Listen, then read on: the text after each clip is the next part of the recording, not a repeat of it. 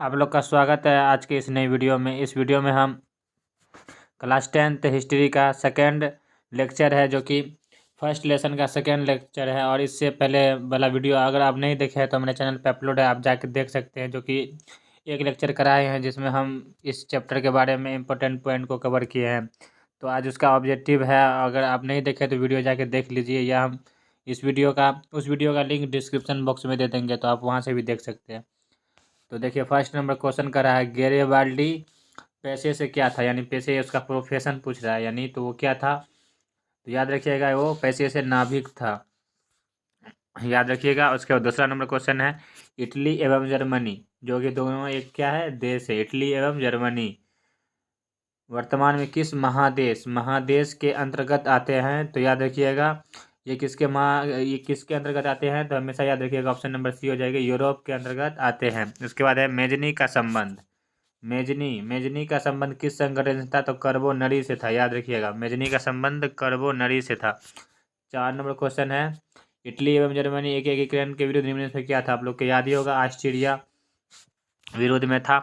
उसके बाद जर्मन राइन राज्य का निर्माण किसने किया, तो ये जो थे नेपोलियन बोनापार्ट, जो कि जर्मन राइन राज्य का निर्माण किया था।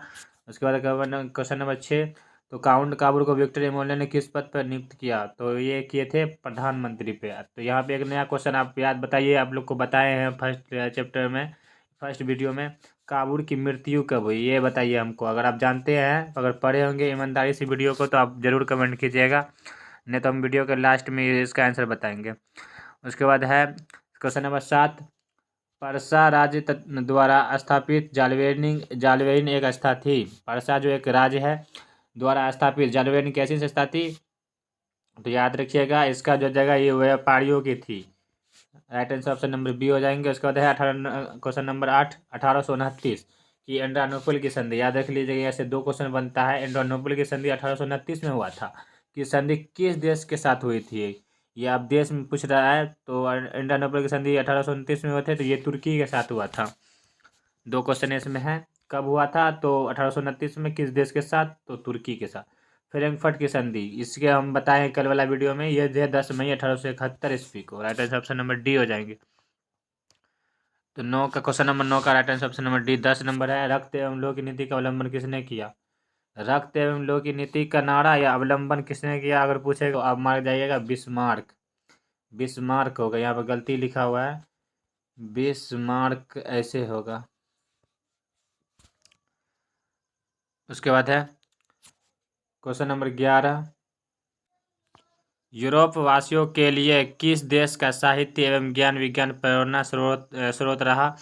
तो ये यूरोप में जो रहने वाले लोग थे, उसका किस देश का मतलब साहित्य ज्ञान विज्ञान प्रेरणा स्रोत रहा उसके लिए। तो ये हो जाएंगे आपका 11 नंबर क्वेश्चन का right answer option number B, यूनान के लिए, यूनान का। उसके बाद क्वेश्चन नंबर 12 है, फ्रांस में किस शासक, ये भी पढ़ाए थे, किस शासक राजवंश की पुनर्स्थापना वियना कांग्रेस द्वारा की गई, तो बुर्बो वंश। Right answer option number C हो जाएंगे। क्वेश्चन नंबर 13 है, किसने कहा था फ्रांस जब सीखता है, ये पॉइंट याद रखिएगा, वीवीआई इसको मान लीजिएगा। किसने कहा था जब फ्रांस सीखता है तो बाकी यूरोप को सर्दी जुकाम लग जाता है, ये किसने कहा था, ये किसका शब्द है, तो याद रखिएगा, ये क्या था, मेटरनिक। मेटरनिक जो है, मेटरनिक का पूरा नाम क्या है, इस याद ना रहे, कलिकेंट कुछ है, नेक्स्ट वीडियो में बताएंगे इसके बारे में। उसके बाद क्वेश्चन नंबर 14 है, यूरोप सभ्यता का पालन किस देश को कहा जाता है। यूरोप सभ्यता का पालन यूनान को कहा जाता है। उसके बाद है क्वेश्चन नंबर 15, फ्रांस की क्रांति का प्रमुख कारण क्या था। याद रखिएगा, फ्रांस की क्रांति का प्रमुख कारण तो था निरंकुश शासन था, यानी निरंकुश शासन।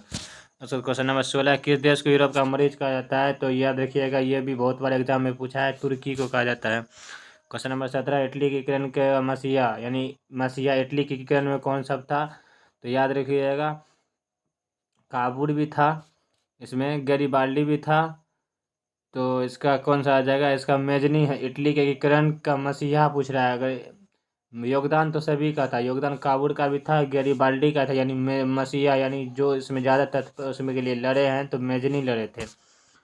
उसके बाद है क्वेश्चन नंबर 18, यंग यूरोप एक एवं यंग इटली की स्थापना किसने की। यह भी रात में, यानी कल जो वीडियो अपलोड किए थे उसमें बताए थे आप लोग को। इसका हो जाएगा आपका यंग यूरोप एवं यंग इटली का स्थापना मेजरी ने ही किया था। उसके बाद है क्वेश्चन नंबर 19, ये भी पढ़ाए थे वियना सम्मेलन, तो जो कि ये भी वियना कांग्रेस पूछे या वियना सम्मेलन 1815 में हुआ था। तो right answer option number A हो जाएंगे। क्वेश्चन नंबर 20 है सन 1870 में फ्रांस और पर्सा के बीच युद्ध कब हुआ। यानी युद्ध कब हुआ था 1870 में, कहाँ हुआ था ये पूछ रहा है आपसे, यानी जगह का नाम पूछ रहा है। तो इसका हो जाएगा आपका ऑप्शन नंबर डी, यानी सेडोन में हुआ था ये, अगर पैलेस का नाम पूछे तो उसके बाद है क्वेश्चन नंबर 21 है किस संधि द्वारा जर्मनी का एकीकरण पूरा हुआ था। फिर तो किस संधि के द्वारा हुआ था, तो ये भी याद रखिएगा। रात में ये मतलब कि कल जो वीडियो अपलोड किए थे उसमें भी ये बताए थे आप लोग का। फ्रैंकफर्ट की संधि कब हुई थी, 1871 को, याद रखिएगा। उसके द्वारा ही जर्मनी का एकीकरण पूरा हुआ था। कि उसके बाद बिस्मार्क क्या था, तो याद रखिएगा बिस्मार्क तो एक कूटनीतिक था, यानी right answer option number A हो जाएंगे। क्वेश्चन नंबर 23 है हंगरी की भाषा क्या है, तो याद रखिएगा ये हंगरी की भाषा पूछ रहा है, तो मैग्यार है। आप लोग हमें कमेंट करके बताइए कि भारत की राष्ट्रीय भाषा क्या है, भारत की भाषा ये बताइए आप लोग कमेंट करके।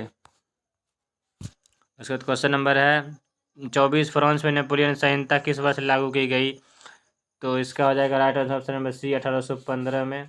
क्वेश्चन नंबर 25 है राष्ट्रवाद की अवधारणा का जन्म किस घटना से माना जाता है, माना नहीं जाता या जाना जाता होगा। तो 25 का right answer option number B हो जाएंगे, यानी पुनर्जागरण। अगर वीडियो अच्छा लग रहा है तो अपने फ्रेंड में जरूर शेयर कीजिएगा। उसके बाद क्वेश्चन नंबर 26 है वियना कांग्रेस में कौन सा सम्मिलित नहीं था। वियना कांग्रेस हुआ था, इसमें कब हुआ था, 1815 ईस्वी में हुआ था। इसमें कौन सा देश शामिल नहीं था, ये आपसे पूछा जा रहा है क्वेश्चन में। तो इसका हो जाएंगे आपका ऑप्शन नंबर बी, जर्मनी नहीं था। जर्मनी का एकीकरण कब हुआ था ये भी आप लोग कमेंट में जरूर बताइएगा। उसके बाद एक्ट ऑफ यूनियन किस वर्ष पारित हुआ, तो एक्ट ऑफ यूनियन जो है 1688 में। क्वेश्चन नंबर 28 है लाल कुर्ती का गठन किसने किया। लाल सेना पूछे या लाल कुर्ती पूछे, तो लाल कुर्ती का गठन जो है आपका गैरीबाल्डी ने किया था। उसके बाद है क्वेश्चन नंबर यहाँ पे है 29 है फ्रांस और पर्सा के बीच युद्ध कब हुआ था, तो फ्रांस और पर्सा के बीच युद्ध हुआ था 1870 ईस्वी में। क्वेश्चन नंबर 30 है ऑस्ट्रिया का चांसलर कौन है, ड्यूक मेटरनिक की अध्यक्षता कौन सी संधि तैयार की थी, तो याद रखिएगा इसका हो जाएगा ए, यानी वियना संधि तैयार किया था। क्वेश्चन नंबर है 31 पर्सा का शासक था, तो पर्सा का शासक कौन था, यानी पर्सा एक बताया था अभी शुरू में। तो पर्सा का यानी पर्सा अभी बताए थे कौन सा युद्ध हुआ था, तो हाँ, तो फ्रांस और पर्सा का बीच युद्ध जो 1870 में हुआ था। तो पर्सा का शासक कौन था, ये आपसे इस क्वेश्चन में पूछा जाए तो विलियम प्रथम जो थे पर्सा का शासक था। तो आई होप आप लोग को वीडियो पसंद आया होगा। अगर वीडियो पसंद आया तो वीडियो को लाइक कीजिए और अपने फ्रेंड में ज़रूर शेयर कर दीजिए। चैनल पे नए है तो सब्सक्राइब जरूर कर लीजिए। और इसका हम नेक्स्ट पार्ट लाएंगे, यानी सेकेंड चैप्टर लाएंगे। तो वीडियो कैसा लगा कमेंट में ज़रूर बताइएगा। धन्यवाद।